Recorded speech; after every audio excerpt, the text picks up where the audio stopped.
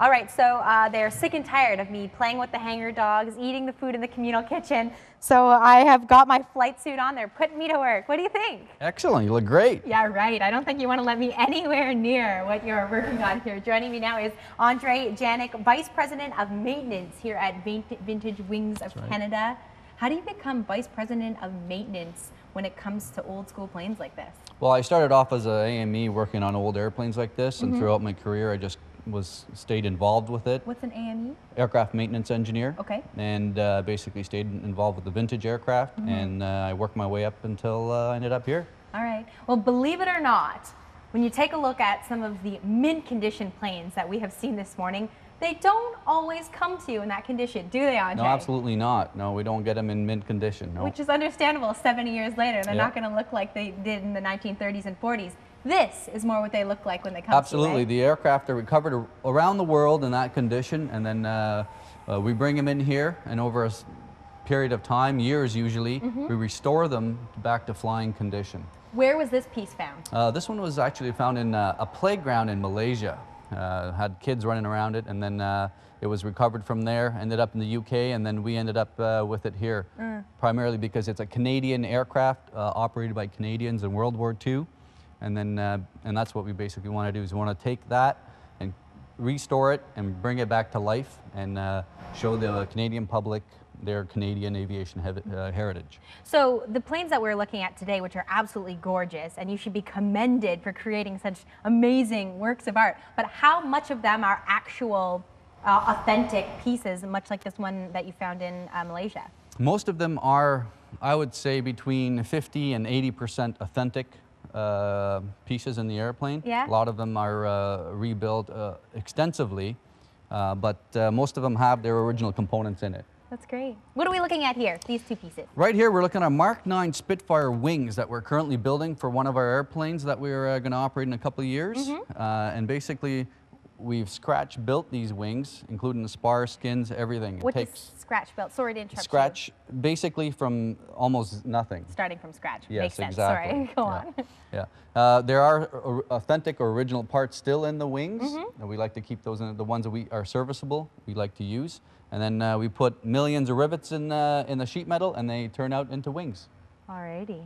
So speaking of rivets, yes, here's where you put me to work. So to show me how it's done, I'm going to team up with Ken Wood, aircraft engineer with Vintage Wings of Canada. How are you doing? Fine, thanks. Welcome to Vintage Wings. Thank you very much. It's been a really fun morning. Yeah. I don't know a whole lot about aircrafts, believe it or not, as much as I look the part. But you guys are doing a great job of teaching me. What are you about to show me?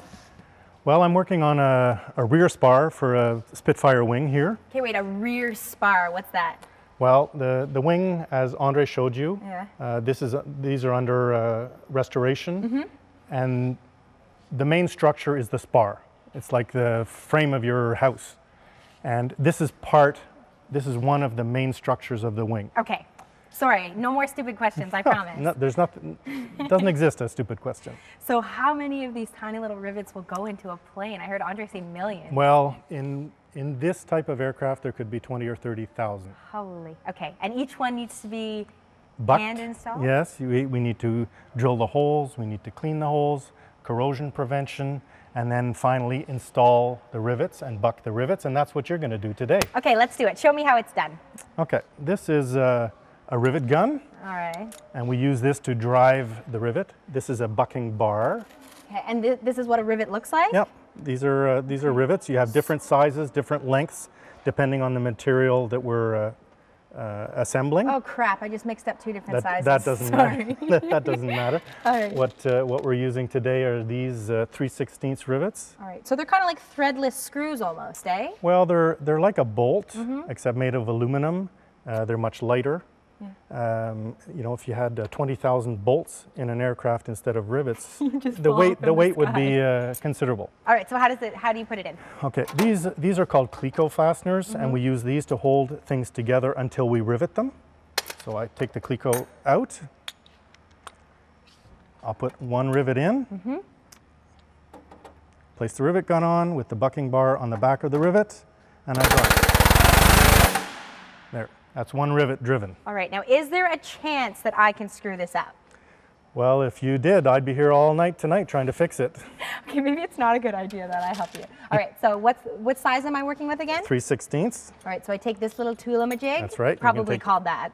Tico plier. Tico plier, okay, and put it around. Put it underneath, now squeeze. Okay. And pull it out towards you. There you go. All right. Rivet in. Rivet in. Little block. Oh. Here, I'll just push it in for you. Okay. Right. Little block goes behind. Yes, the bucking bar goes behind. Flat or crooked side? Flat side. Flat it's easier side. for you to hold it. All right, and then straight on and pull the trigger slowly. A little more. There you go. You've driven a rivet on a Spitfire wing. Congratulations. And in a couple of years, this will actually be part of a plane. I feel so proud. Well, good for you. Thank you very much. Well, it's been a pleasure meeting you and having you here today. Oh gosh, the pleasure was all mine. Kurt, what do you think? I thought you were going to build a whole plane there. Yeah, you'd like that because then I would never come back to the studio. Well, no, not necessarily. That's cool. Thanks. No, my pleasure. A lot of fun here. See you later.